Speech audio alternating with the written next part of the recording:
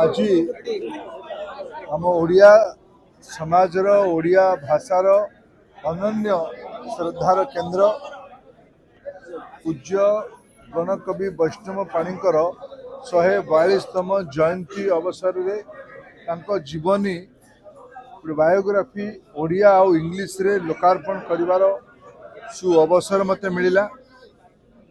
गत काली माननीय प्रधानमंत्री तांकर 3 दिनिया ओडिशा गस्त अवसर रे गोटे महत्वपूर्ण कथा कहिसंती।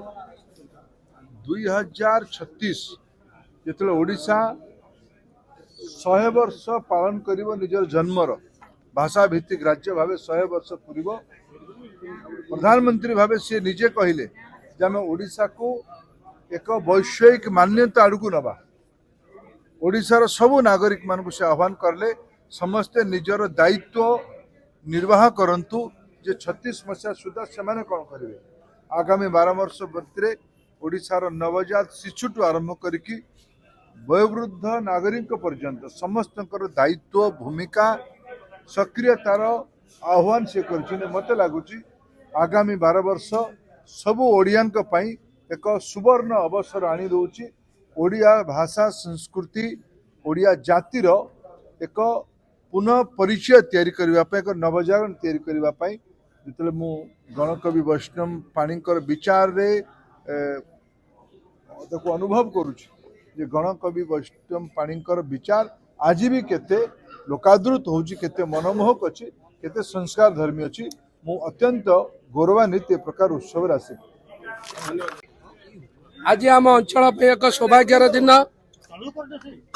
महांगा माटीर मुकुटबिहीन सम्राट ओडिशा भाषा साहित्य संस्कृतिर अन्यतम स्रष्टा गणकवि वैष्णव पाणीकर 142तम जन्म जयंती उद्यापन उत्सव एवं तांकर आत्मजीवनीर उभय ओडिया एवं इंग्राजी अनुवादर पुस्तिका मान्यवर केंद्र मंत्री श्रीजुक्त धर्मेंद्र प्रधान द्वारा उन्मोचित करागला एवं महांगार जन्मित विभिन्न बरपुत्र बाग्मी विश्वनाथकर कर्मवीर गौरशंकर राय आदि नाट्यकर जगमल्लाला टू आरंभ करिकी आचार्य प्यारीमोहन टू आरंभ करिकी जेते बरपुत्र जन्म देइचंती समस्तंक पूर्णांग प्रतिमूर्ति राज्य राजधानी रे प्रतिष्ठा करा जिवो। ओडिशा सरकार तरफरु समस्त बरपुत्र जो मानकर ओडिशा एक भाषा भित्तिक राज्य हबारे अवदान थिला समस्तंकर पूज्य पूज्यार बरपुत्र मानकर पूर्णाभ प्रतिमूर्ति सह तांकर जन्म जयंती पालन करा जिवो। ए प्रतिश्रुति मध्य मान्यवर केंद्र मंत्री देले। एटा महांगा अंचल पे